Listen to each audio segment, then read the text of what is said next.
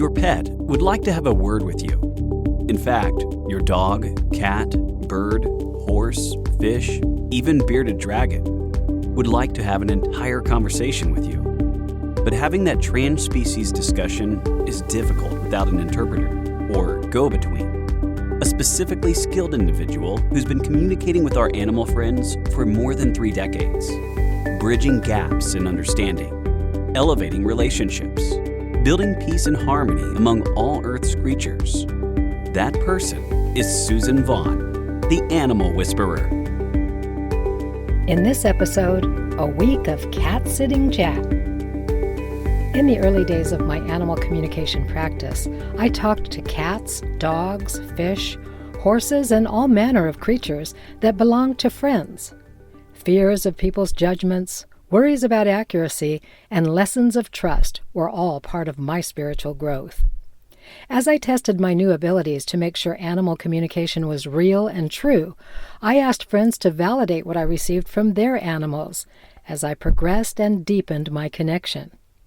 One cat I practiced on by the name of Jack belonged to my friend Jan, a pilot who was often away from home.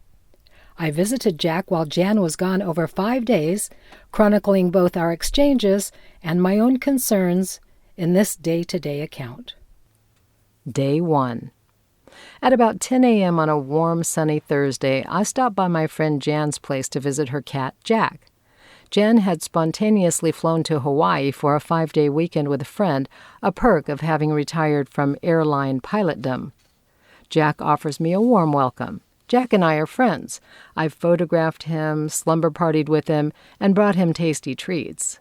Unlike many cats, he likes to be held like a baby, belly up, but for half a minute at most.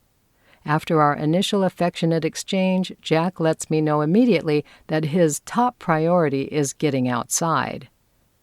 Relieved that he's an indoor-outdoor cat, I can oblige him and be his shero. Meow, yow, meow, he says, while rubbing on the closed cat door frame, and area rug in front of the door. Anything remotely related to the door gets a rubbing. Okay, no problem, Jack. Enjoy, I say, lifting the wooden clipboard barrier over the doorless cat door leading to outdoor adventure. Jack perks right up and hops through to the other side. He jumps up to the wooden railing outside with cat ease and grace, and I open the big people's door and step outside to join him. It's a glorious spring morning with temperatures in the 70s, and on the other side of the railing is a tiny urban jungle made exclusively for Jack. Lush with cool, deep green ivy, tangled trees, flowering plants and shrubs, and another whole world to explore just up the hill. That's Jack's territory. Wandering back in and over to the kitchen counter, I spy a note from Jack's human mom, my friend Jan. It contains the phone number of the Hawaii house, so I give her a ring to let her know I'm visiting Jack. Hey, girlfriend, how's Hawaii? I stopped by to celebrate finishing the voiceover for the film, but since you're not here, I'm visiting Jack, I say. After some small talk, I fearlessly tell Jan that Jack was dying to get outside. I've got the phone with me right now, right on the front step where Jack is happily rolling around in front of me. Oh, don't let him out, says Jan, alarm in her raised voice. He'll be off and disappear. I've already lost 2 cats to coyotes in the past few years, and I can't bear to think of losing Jack, she says. Well, he's a nocturnal animal, so he comes alive when it gets dark, and when you ask him to stay in at night, he's fighting all his instincts to oblige you, I offer her. I don't care if he is nocturnal. He can enjoy the patio, she says. I can't take the risk. I also want to make it as easy as possible for the upstairs neighbor to watch him. He wants to get out at night when the risk of coyotes is the highest. If he were out, she would worry sick about him until he came back in. A slight panic creeps up my throat as Jack hops down from the railing and goes under the house out of sight, practically on cue. He has a great patio he can enjoy that's safe and allows him to be outdoors, Jan explains, and it's true. This perfectly kitty-appointed outdoor area has everything to make an inexperienced cat happy. But Jack has already stalked bugs in the ivy, chased insects, visited neighboring cats, and climbed trees. Fear surges. Jack is already out and already out of sight. I soothe Jan's fears and assure her I'll get him in the house as soon as possible. A few more niceties, our conversation ends, and I turn to Jack to begin negotiations. I make a little sound to get his attention, should he be nearby. "Come on back, Jack. Come on back in the house now," I say with trepidation. Jack appears from below and hops up on the elevated walkway. He meows. "Come on in, sweetie. Mom doesn't want you to go out," I tell him aloud. "I need to go out. I love independence. You know all about that," says Jack. As I come near to scoop him up, he jumps down and sprints away, again out of sight. Negotiations with Jack continue. One of the advantages of telepathic communication is that it doesn't require that the animal is within eye or earshot. I do understand about independence. It's on my list of top values, but I'm a little panicked, I tell Jack, sending pictures and feelings to him of my trepidation. Jack does not respond. Going back into the house, I center myself, link up to spirit, ask all the animals I've ever helped to assist me now, and open the channel to Jack, wherever he might be. I call his name to get him on the line. I start by sending him respect and understanding for his need to be fancy-free and outside in the natural world. "Jack, what if you've set up your life path to be eaten by a coyote? Your mom's worst nightmare would come true, and I'd be held partially responsible. I just couldn't live with myself." Pleading has already begun. I communicate with Jack by thinking the words while pictures in my mind play like a movie. These are pictures of what it's like when a predator eats a cat and the agony his human mom would go through. I follow that image and feeling with a mental picture of his patio, his apartment, and a sense of safety. I promise that if I have that life path set up, I won't be eaten by coyotes while you're here, he says from his hideaway. I don't have much room to negotiate because he's gone. I want to take that a bit further, Jack, and ask you to consider setting up a long life for yourself with your mom. How about giving her a break from the early kitty deaths she's had to cope with? Jack takes it under consideration. He sends me a picture of looking forever young. At 5 or 6 years old, he's a very young-looking cat. "Look, Jack, I only want to be here for about an hour, so could you come back in an hour?" I'm too worried to hear his answer clearly, but I continue with telepathic negotiations. "You don't trust me then?" he asks. I'm at about 60%, but I'm working on getting to 100%. Part of what I don't trust is my ability. I'm having a momentary crisis of competence. If I can't communicate well with you, that would make me look bad, Jack. Plus, what if you decide to say no to my request? I know that's entirely possible, and you could stay out all night. I know the night compels you, I say. "Well, what are you going to do about it?" he asks. "Really, not much I can do," I say, "so I'll be waiting for you to be outdoors as much as you need to. I'm asking you to make that about an hour. The bottom line is coming in by nightfall," I say. Jack considers this silently. Meanwhile, I look at what else I'm supposed to be doing with this waiting for Jack time. I find a bench in the sunshine where I can see the tops of the sand dunes I love. I soak in the scenery, meditate, surround Jack with a cloud of safety, and imagine him coming back into the kitty door safe and sound. Then I go back inside and tend to other computer-related business, waiting. 45 minutes pass. I've come back to 100% trust in my higher sources, my animal guides, my helpers and totems, my ability to communicate telepathically, and Jack. I begin a new negotiation with Jack wherever he is. "Okay, Jack, I know you and I are in line with spirit, so why don't you come back when I complete what I'm supposed to accomplish here? How does that sound?" Jack agrees. A pleasant hour passes, then another 10 minutes. Jack hops in through the kitty door and flops over on his side. I happily thank him, and we dance together. Day 2. I greet the happy, loving, and affectionate Jack, who is genuinely glad to have company since he has not been sleeping on his mom's neck for a night or two. The joy lasts for about 15 minutes, and then he is jonesing to get his kitty self outside. But dang, I was hoping to avoid this dilemma again. Jan's warnings of yesterday fill me with concern. I'm worried that Jack's return was all a bit of luck and concerned about what'll happen if Jack is injured or killed while I'm in charge. Meanwhile, Jack is already at the door meowing. I start with the "it's not that I don't trust you" dialogue as Jack again rubs on every possible item that could remotely be related to going outside. Picture the scene: on the door, near the door, on the floor, at the door, and on the clipboard covering the hole leading to the outdoors. Anyway, I try to distract him. "Your mom is right, Jack. This patio is a fantastic place that keeps you safe and where you can see everything below. It's like a giant kiddie condo up here on the second level. You even have your couch, tree, and natural scratching posts." Jack has followed me outside to the patio where I'm gesturing like Carol Merrill on Let's Make a Deal, showing him the many benefits of his balcony. I've convinced myself how great the balcony is as I take a seat to enjoy the scenery and the patio. "How about for just half an hour out front?" says Jack. "It's not that I don't trust you," I say for the 12th time. Jack rubs on the door, meowing. "It is that you don't trust me," he counters. I take a look at that. "It's because I know you have a right to be and do what you will be and do. I understand your need to be out and about. I relate completely, Jack. Can you make it half an hour?" I ask him. I'm into negotiations. Dang it. Jack rolls on the rug and the door frame. I reinforce the feelings and the pictures related to his safety, visualizing him coming back in half an hour. "I know you deserve to be trusted, Jack. You demonstrated that yesterday. I'm still working on that today, I guess," I tell him. I stop for a minute and take a breath, remembering first to send Jack respect.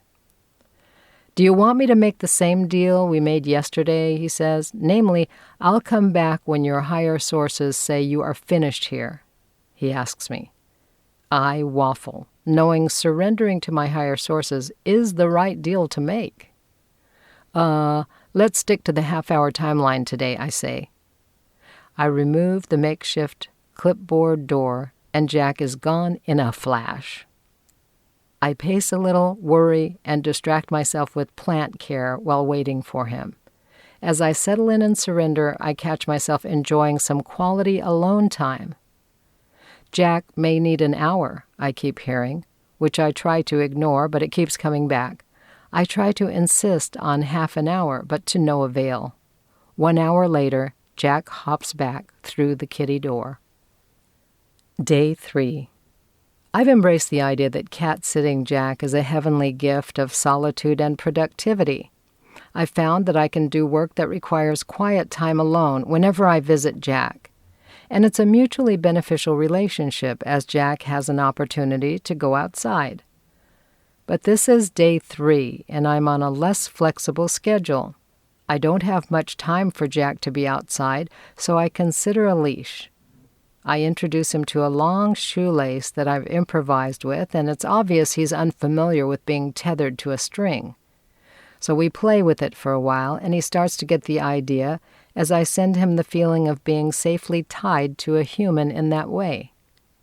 Jack is still tethered to the long shoestring when I pick him up, venture out front, and place him on the chest-high railing. I take him to 3 fun places to visit outside, eventually setting him on a log outside the front door. But he's tired of the leash game and jumps down from the log, which completely snaps his breakaway collar off. I'm left standing there holding a dangling string, the collar, and the ID tag as Jack springs away. A twinge of fear surges through my psyche, followed by a thought that I'll be waiting for him much longer than I've planned. "I need you to come back in now," I say. I make a cup of tea and open the lines of communication to Jack again. "I like not having the bell around my neck," he says. "As you know, I am all about stealth, and I like being silent." "Yes, it's one of your greatest talents," I acknowledge.